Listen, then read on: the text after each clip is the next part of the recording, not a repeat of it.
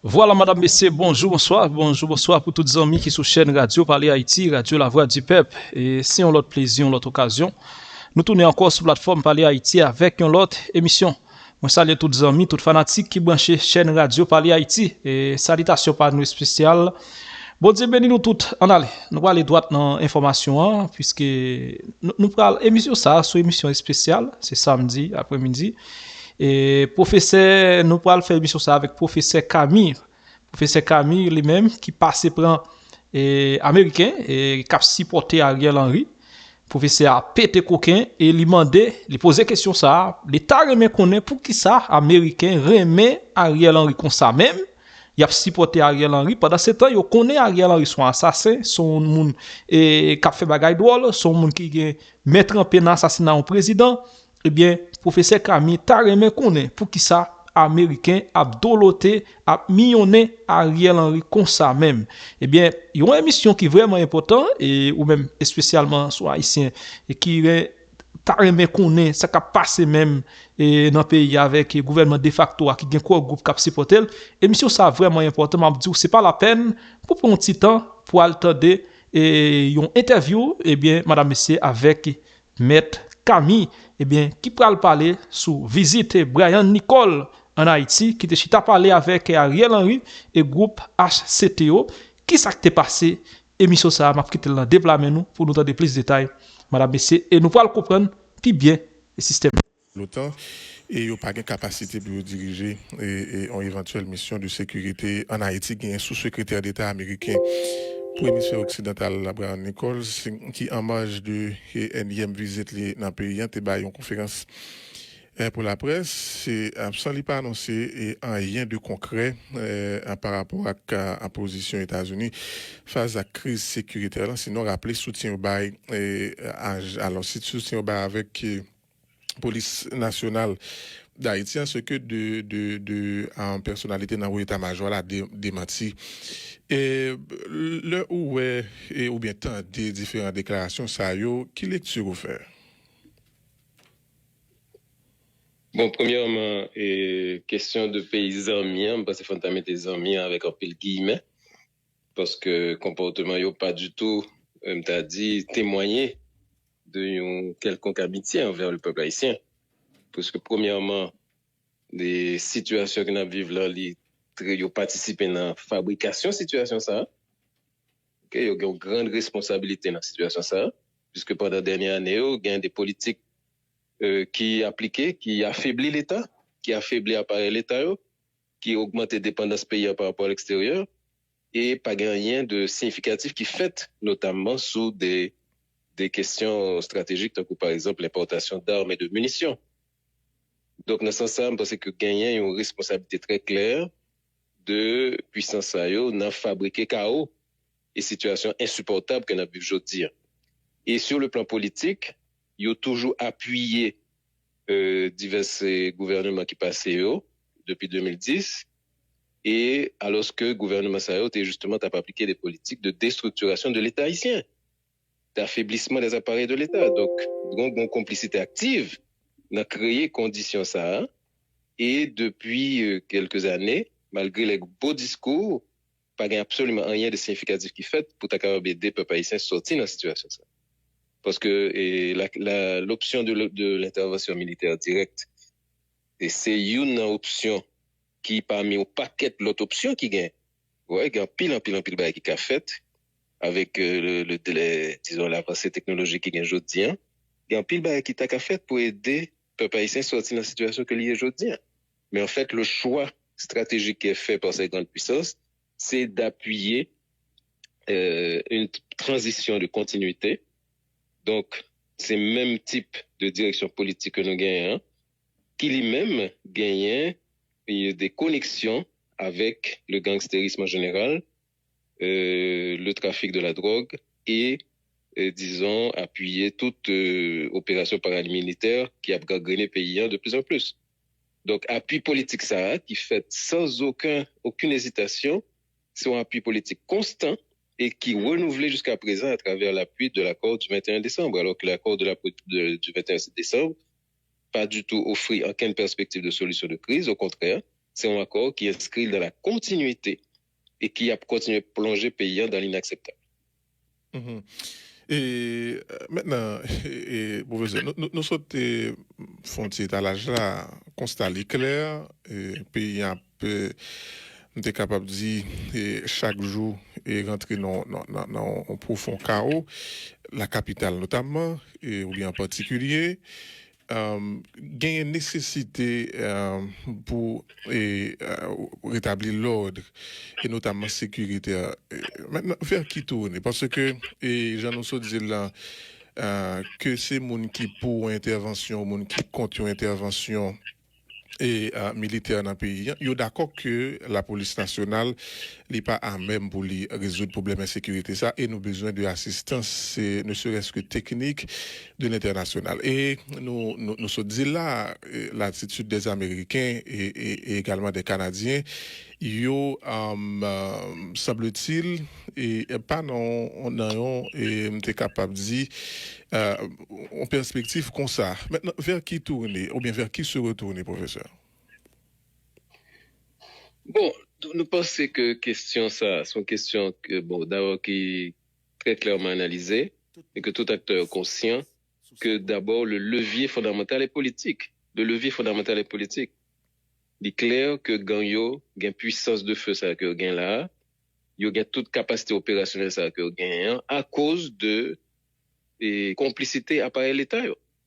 Que ce soit dans la question fournir armes, que ce soit dans la question fournir munitions de façon illimitée, que ce soit dans garantir l'impunité.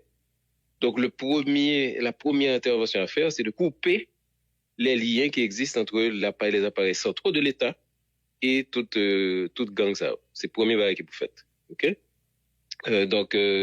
Et c'est ça qui exigeait justement que nous changions de scénario. Au lieu que nous inscrivions dans une transition de continuité, il faut que nous inscrivions dans une transition de rupture.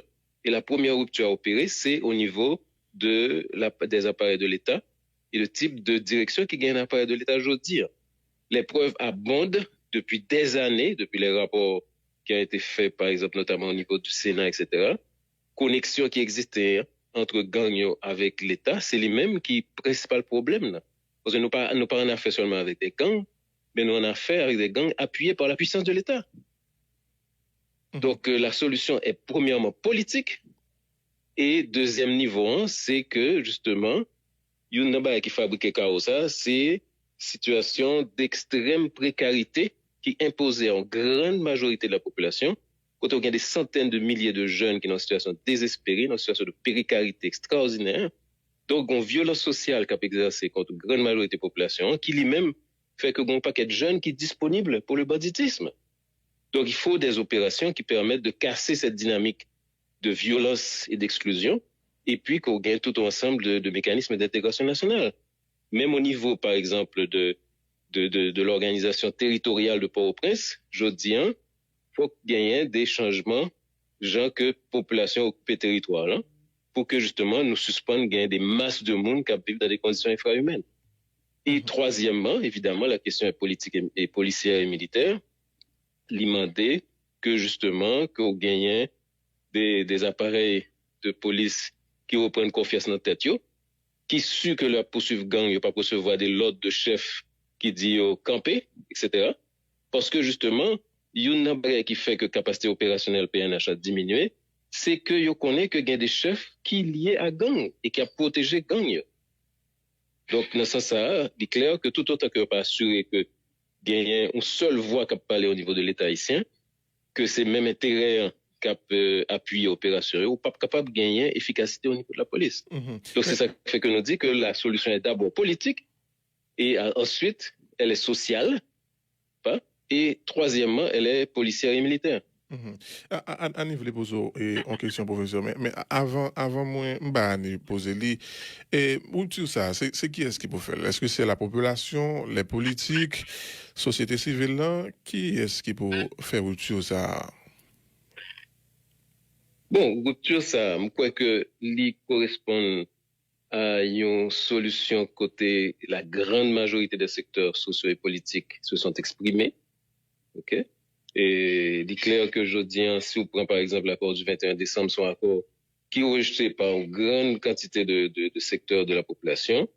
puisque c'est un accord qui, d'une part, pas permettre que vraiment gagner ou l'autre architecture au niveau du pouvoir central, puisque c'est un accord qui prolongeait M. Ariel Henry comme monarque absolu.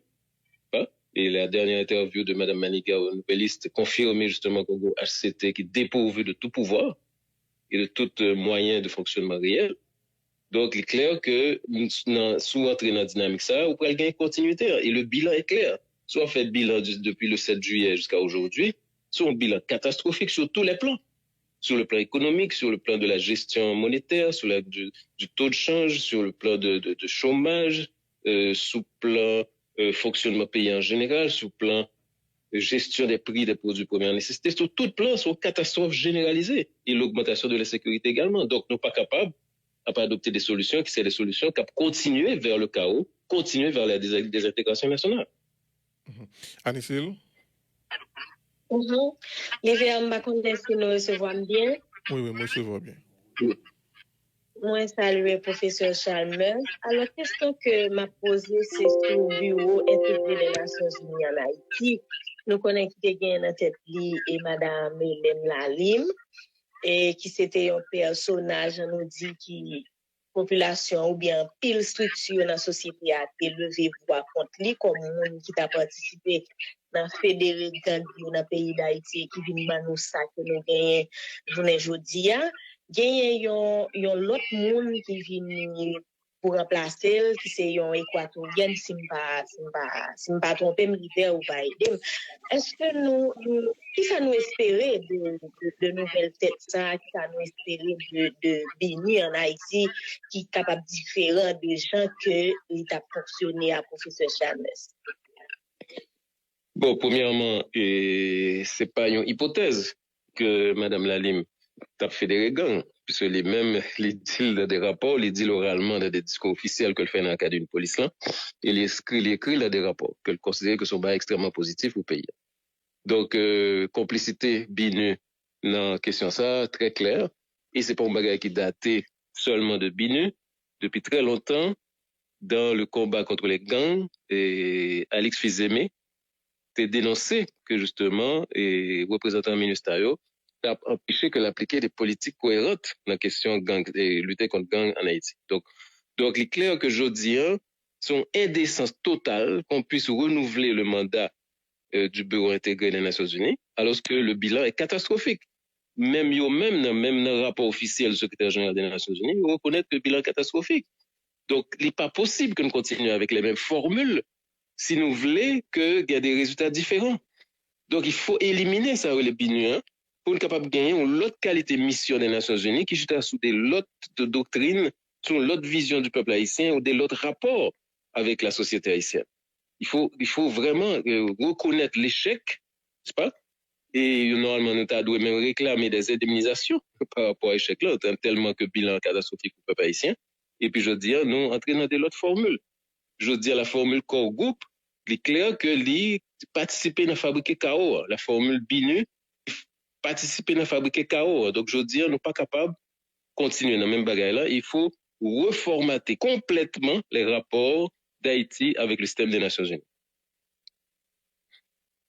Et nous sur Anzi rapport au Canada et États-Unis, mais dans la situation ça, j'en ai évoqué là, alors c'était parole et Canada avec États-Unis, ils prennent des sanctions en façon pour être capable de diminuer ou bien arriver directement sur le monde qui a alimenté gang yo dans le pays. Et yo énuméré très souvent sanctions ça comme de apport que yo porté pour être capable d'aider Haïti résoudre des crises et sécuritaires là qui lecture par rapport avec sanctions ça et déclarations ça que yo même très souvent et généralement fait et les opposer aux questions par rapport avec implication dans résoudre crise là en Haïti.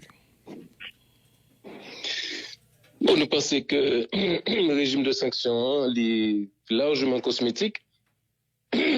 Premièrement, il montrait que puissance a gagné des informations depuis très longtemps sur l'implication d'une série de personnalités politiques et économiques dans des opérations d'économie souterraine et criminelle. Et non seulement il n'y a pas de jamais utilisé l'information ça pour l'État haïtien, il n'y a pas transféré l'information à l'État haïtien, mais en plus, il a continué à collaborer avec personnalité ça. En plus, dans personnalité ça, il fait partie des alliés principaux de la politique étrangère des États-Unis et du Canada. Donc là, on a une espèce d'hypocrisie et sanctions ça yo très tardives parce que imaginons qui ça qui passé si sanctions ça été bail il y a 2 ans, 3 ans, nous t'avons aujourd'hui un scénario politique complètement différent. Ouais, donc et en plus de cela jusqu'à présent au niveau de l'application réelle de ces sanctions au niveau des pays concernés, notamment Canada et États-Unis, pas gagné grand-chose qui fait. Donc nous-mêmes nous pensons que d'ailleurs, il est évident que si on regarde depuis sanctions au prend, il n'y a pas aucun effet sous puissance de feu gagne. Au contraire, de novembre à jeudi, gagne au niveau de la région métropolitaine de Port-au-Prince, au niveau de l'Artibonite et d'autres régions du pays, ils viennent plus puissants, plus arrogants, ils viennent plus agressifs, ils ciblé plus policiers pour les tuer et ils sont en train de contrôler des quartiers vitaux de la région métropolitaine de Port-au-Prince. Donc, après 3 mois, évidemment, il faudrait évaluer le régime de sanction Sahara et qui montrait que n'est pas opérationnel et il pas aidé le peuple haïtien jusqu'à présent sortir dans la situation ça. Donc, pour même son force. Oui, en grande partie. Donc, et il montrait que justement, et d'ailleurs, les dossiers ne sont pas communiqués à la justice haïtienne, c'est pas? Et pendant 20 ans, il y a toute information ça et puis on continue à collaborer avec les criminels. Que ça que ils mieux passé comme des criminels. Les 8 n'a proposé un retour, n'a retourné sous en déclaration sur de fait et pour nous capable de gagner plus d'explications. Il était branché Magic 9 n'a tourné tout à l'heure. Et Abraham Nicole, c'est Général Wayne. Par rapport avec la question de sécurité en Haïti. Professeur Chalmers, m'a retourné son déclaration où vous fait à l'heure, où mentionné que ni Canada ni États-Unis ont supporté de gouvernement haïtien depuis 2010 et donc si moi j'étais capable d'y essayer à décortiquer déclaration ça et dire que Canada avec États-Unis pas voulu impliquer dans résoudre des questions d'insécurité à cette étape trop simpliste. Est-ce que les deux puissances ça yo contre un retour à l'ordre sécuritaire dans le pays? C'est ça me de comprendre? Bon, yo contre un retour, ça veut dire quel ordre sécuritaire? Il y a un ordre sécuritaire qui est contrôlé étroitement par des forces politiques alliées à leurs intérêts stratégiques, ok, et des forces qui pratiquaient une exclusion de la majorité de la population, côté que la population n'est pas capable de voir au chapitre au niveau de qui genre que le système politique haïtien a dirigé. C'est très clair. Donc le projet politique qui domine Haïti depuis 2010. C'est un projet qui d'ailleurs autodénominé tête les bandits légaux. OK? Donc, l'institutionnalisation du banditisme, c'est pas? La destruction de tout ordre institutionnel, t'es inscrit déjà dans le projet très clairement. Et c'est ça qui est développé. Et je dis, et là, on a parlé de banditisme, il faut pas seulement voir des opérations, disons, de nature financière, mais c'est banditisme en Haïti, il correspond à tout un projet de destruction de pays. Ouais, parce que si on regarde le type d'opération que Badi a mené, par exemple contre les hôpitaux, contre les écoles, contre le village de Noailles, il est clair que c'est tout un ensemble d'espaces vitaux qu'il a détruit, n'est-ce pas? Et les puissances tutrices, Canada et États-Unis, ils sont complices de ça, puisque c'était des bagailles qui étaient très clairement dénoncées par la population et qui étaient connues, n'est-ce pas? Et ouais, par exemple, comme M. Almagro vient en Haïti pour supporter Jovenel Moïse, alors que Jovenel Moïse était déjà engagé dans tout ensemble d'opérations pour détruire l'institution haïtienne. Donc, je dis, pas de personne qui a bien raconté nous que d'accord pour Haïti rentrer dans un système réellement démocratique avec des institutions fonctionnelles qui respectent la volonté de la population et qui a marché dans le sens intérêt national. Ça n'a jamais été le cas. Et je dis, c'est le peuple haïtien qui peut imposer ça.